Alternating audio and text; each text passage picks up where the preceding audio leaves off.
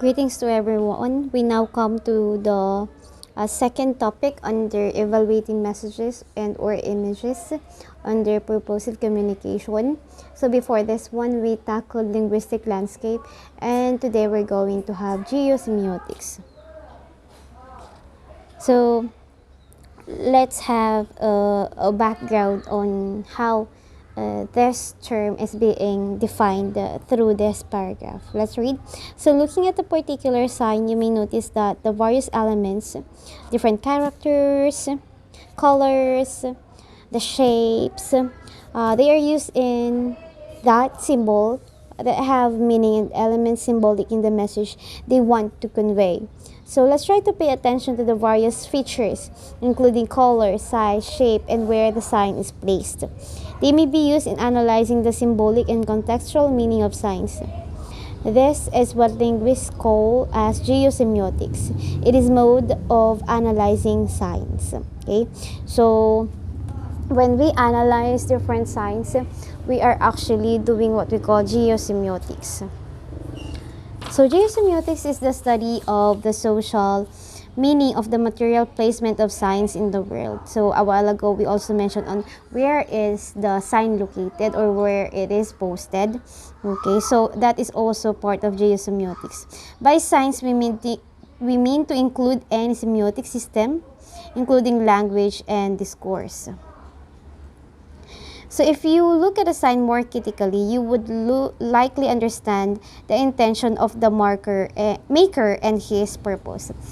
In linguistic landscapes, I tackled that in understanding a simple message or image, we must know who the maker is, okay, who the creator, who the producer is, because it has a factor in understanding that sign. And that is what is geosemiotics is telling us too, okay, that we must know who the maker is and what is his or her purpose. This is why signs are placed in a location that has relevance to the message it wants to convey.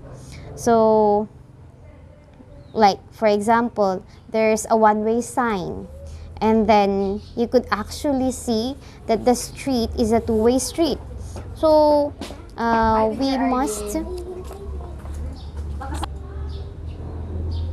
take into consideration where we're going to put that signage. So most drivers would truly get confused because it does not relate to the place where it is supposed to be.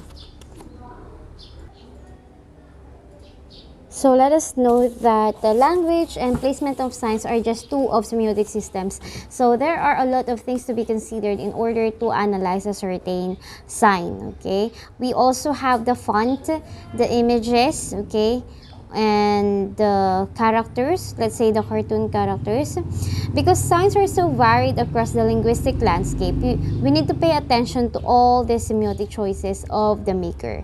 So again, let's take into consideration why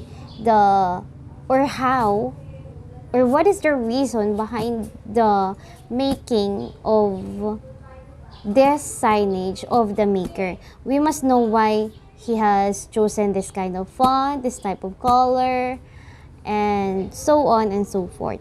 So that is geosemiotics.